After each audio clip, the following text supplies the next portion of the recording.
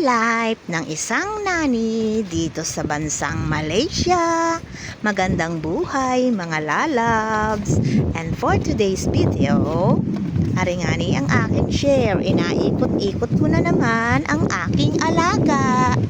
At ito ang loob ng parang pinakang subdivision na tinitirhan namin.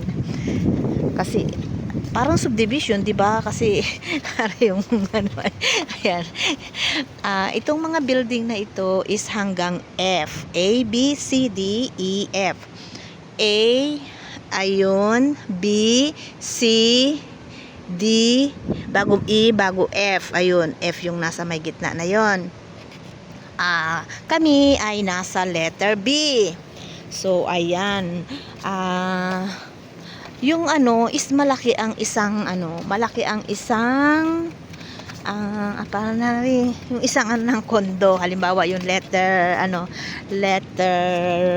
E, letter E, A, B, C, D, O, letter E. Yung letter E is bali dalawang siya, magkabilaan siya, ganon. So, ari nga pala, share ko sa inyo, ako'y 1 linggo na ngayon dito.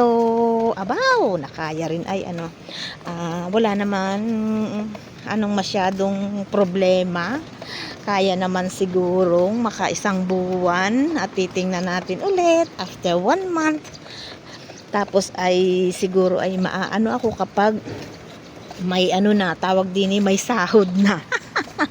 Ayan, pag may sahod na ay di mawawala na yung pagod.